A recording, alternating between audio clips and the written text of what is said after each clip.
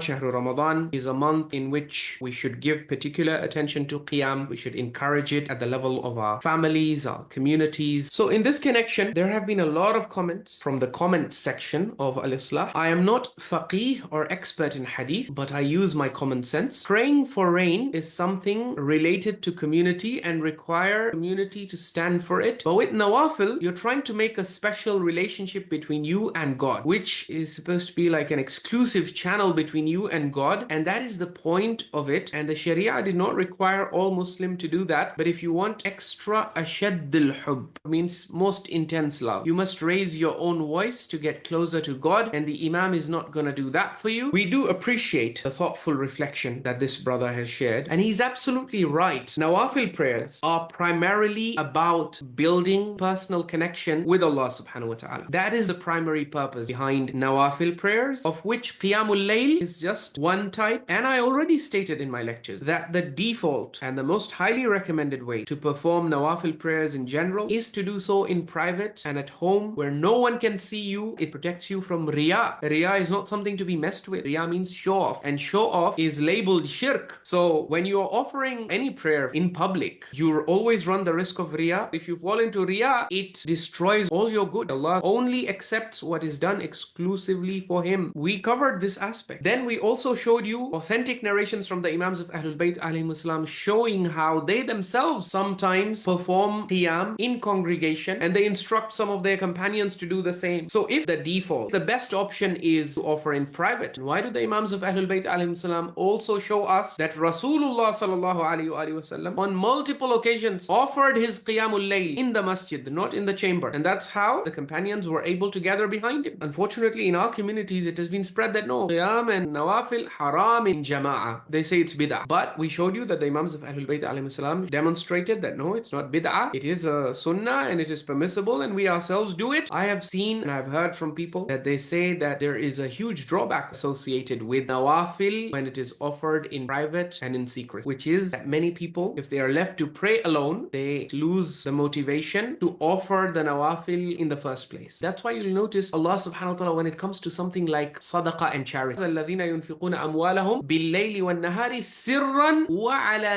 Allah promotes spending money in His cause in private, in secrecy, and in public. Why does Allah promote spending money in public? If I do it in public, there is a risk of riya, but then why does Allah promote it? Despite the risk of riya, Allah still says sirran wa alaniyatan. Why? Because there are certain benefits. When you do it in public, one of the biggest benefits is it motivates other people who would otherwise not have been inspired. It brings about that healthy competition that, my God, this guy has invested this much. Why am I lagging behind? When the younger brother sees, oh my God, the older brother is praying, the older sister is praying, everyone is praying, why should I be left behind? It serves as a motivation. So healthy competition in matters that are pleasing to Allah subhanahu wa ta'ala is something that is appreciated by Allah. The same thing with Qiyam. The reason why the sunnah of the Prophets and the transmission of the Imams of Ahlul Bayt shows you both sides. That look, it was done in congregation and it was also done in private. That at times he offered his Qiyamul Layl inside his chamber. Yes, the default and highly recommended option is to offer it in private. But don't forget, there are also certain benefits and certain advantages that you risk losing out on if you offer it in private. And in such a situation where you are at the risk of missing out on these advantages, then the Prophet and the Imams of Ahlul Bayt, they've all shown you that you can avail the option of public and congregational Qiyam while trying and striving your level best to keep your intention pure. Make it khalisan liwajhillahi ta'ala. Another drawback of performing Qiyam alone for a person who has not memorized the Quran is that such a person would not be able to recite larger portions of the Quran due to not having memorized it. This is where the flexibility of congregational Qiyam comes in. It's a means for them to engage more deeply with the Quran, to be exposed to more of the Quran, and to benefit from its recitation. If you want to ensure that your family members do perform at least some Qiyam, and if you want to ensure that you and they experience more of the Quran in Salah, so in that case, Nawafil in Jama'ah becomes a good option. But other than these two, at least I personally cannot see any other virtue, because Nawafil in Jama'ah is not a virtue on its own. It's only desirable for certain benefits that it offers, which you would not be able to achieve without it. So this is not about replacing personal devotion, but rather ensuring that as many people as possible can partake in reflecting over more of the Quran whilst in a state of Qiyam. There is a spiritual dimension when it comes to the advantages of collective congregational Qiyam, especially for those who have not memorized the Quran. إِنَّ الَّذِينَ أُوتُوا الْعِلْمَ مِنْ قَبْلِكُمْ قوله إذا يتلى عليهم يخرون للأذقان سجدا. Those who are given knowledge before it, when it, yani the Quran, is recited to them, they fall upon their faces in prostration. And they say, exalted is our Lord. Indeed, the promise of our Lord has been fulfilled. And then Allah again repeats, وَيَخِرُّونَ لِلْأَذْقَانِ يَبْكُونَ وَيَزِيدُهُمْ خُشُوعًا. And they fall upon their faces weeping, and it increases them in humility. And I want all of us to put our hands on our hearts and ask ourselves, have we ever had an experience in our life in which we were ever a practical example of these verses? What really saddens me is the fact that a Shia of today can spend his entire life and he will never get to be a misdaq of this verse. Why? Because whenever you recite ayat of sajdah, when do you recite ayat of sajdah which are there in the Quran? You recite them when you read the Quran outside salah. So from a sitting position, you go into sajdah. This is not what Allah subhanahu wa ta'ala is describing here. He is saying yakhiruna lil adhqan. He's talking of a group of people who listen to verses of the Quran that entails sajdah and prostration, and they fall headlong, chin first, into sajdah. Now, as a Shia, tell me, when do you get the opportunity to do this? If you offer qiyamul layl in private without having memorized the Quran, then you will be reciting the last surahs of Juz Amma, Surah Al-Ikhlas and Surah Al-Qadr and Surah Al-Kawthar and Surah Al-Falaq, Surah Al-Nas. These are the short surahs you will be reciting. These surahs have no sajdah in them, and so the entire Shahr Ramadan you will perform qiyam. Not once will you ever fall straight into sujood from a state of qiyam. So the result will be that you will be a person who spent his entire life without ever gaining the honor of being among this special category of people whom Allah subhanahu wa ta'ala goes out of the way to praise in the Quran. Obviously the weeping will happen when you understand the Arabic and the power of the verses. Otherwise, if it's just some mysterious litany that's being recited and you don't understand, you can't make heads or tails of what's being recited, then obviously how will the Quran induce tears within you? إِذَا تُتْلَى عَلَيْهِمْ آيَاتُ الرَّحْمَنِ خَرُّوا سُجَّدًا وَبُكِيًّا. Get Allah's description of these noble, high-ranking slaves. He says, إِذَا تُتْلَى عَلَيْهِمْ آيَاتُ الرَّحْمَنِ خَرُّوا سُجَّدًا وَبُكِيًّا. When the verses of the most merciful Lord are recited to them, they fall down in prostration, weeping. So do you see how Allah subhanahu wa ta'ala highlights this as a trait of even the greatest prophets of the past, that they used to do this. This is the sunnah of all the greatest prophets and messengers of God, falling into prostration from a standing position. Those of you who offer Salatul Qiyam in private and you have not memorized the Quran, how will you ever and when will you ever join this noble group of people on whom Allah lavishes such amazing praise? For such people, we say, you know what? There is another option which the Imams of Ahlul Bayt alayhimus salam transmitted, which is Qiyam in Jama'ah.